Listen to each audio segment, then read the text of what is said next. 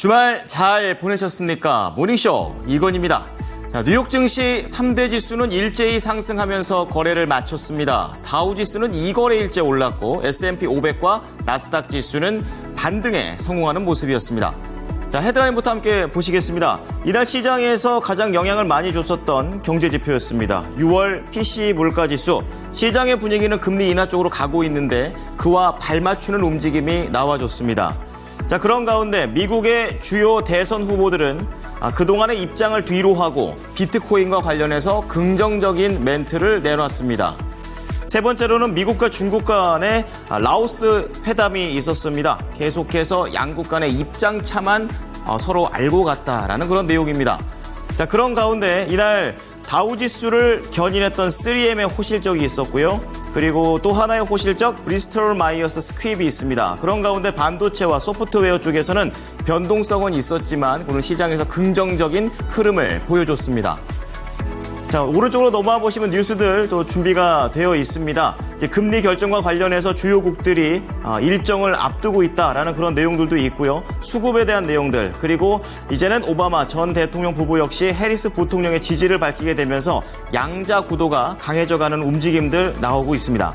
자, 증권사 리포트도 체크해 보겠습니다. 3개의 종목 중에서 GS건설만 목표가 상향 조정되고 있습니다. 다시 한번 살아나는 건설과 관련된 내용들 어떤 것들이 있는지 함께해 주시고요. 완성차 기아와 그리고 신한지주 굵직굵직한 종목들의 향후 모멘텀 알아보도록 하겠습니다.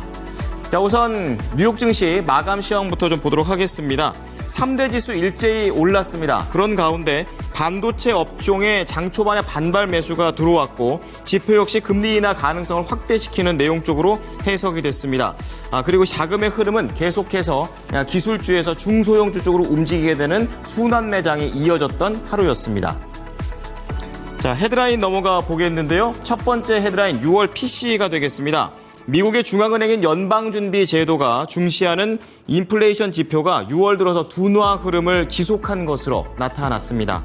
미국 상무부는 6월에 개인 소비 지출 그리고 PCE 가격 지수가 지난해 같은 달 대비 2.5% 올랐고 전월 대비 0.1% 상승했다고 밝혔습니다.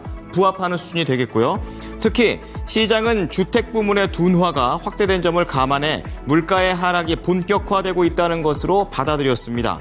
이로 인해서 CME 패드워치에서는 9월 금리 인하 확률을 88%로 유지했고 12월까지 3번의 금리 인하 확률을 65%로 유지하게 되면서 달러 약세와 금리 하락이 진행됐고 주식시장에는 강세가 뚜렷하게 나와줬습니다.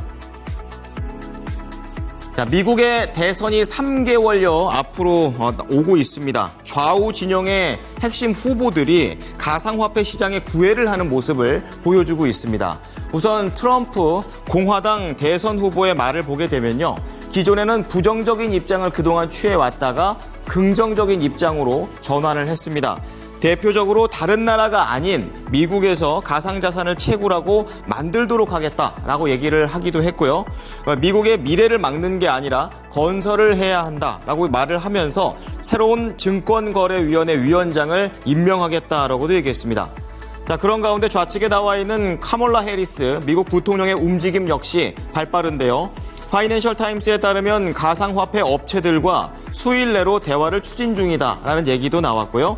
가상화폐 업계와 현 민주당의 관계를 재설정하는 게 목적이다라고 얘기를 하게 되면서 공화당 그리고 민주당 모두 다 가상화폐 투심을 잡기 위해서 러브콜을 보냈습니다. 자, 그런 가운데 미중 갈등은 계속해서 이어지고 있는 모습이 되겠습니다. 외교적인 측면에서 나오고 있는데요.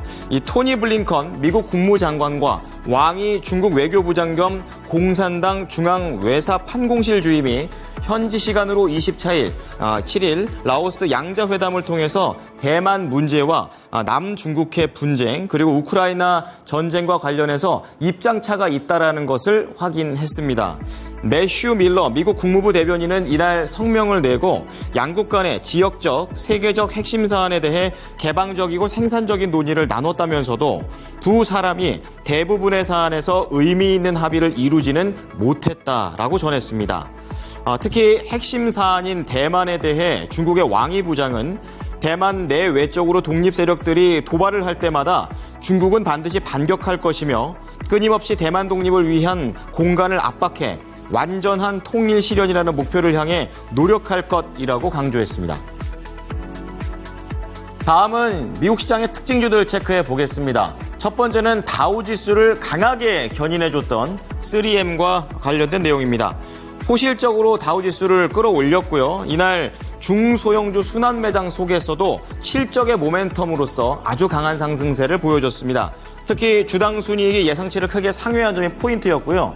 이날 장대 양봉 뽑아냈습니다. 22.9%나 급등하면서 주당 127달러 16센트의 거래를 마쳤습니다.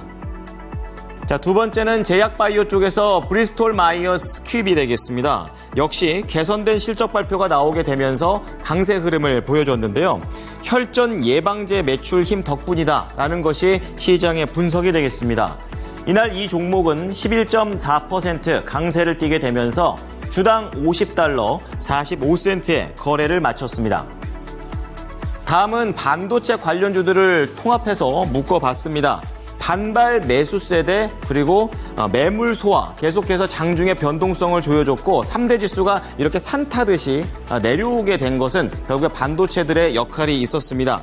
자, 결국에는 이 엔비디아 그리고 TSMC, AMD, 마이크론 테크놀로지 모두 다 이렇게 음봉을 그려내게 되면서 오르긴 올랐지만 약간은 뒷맛이 씁쓸했다라고 좀 볼 수가 있겠는데요.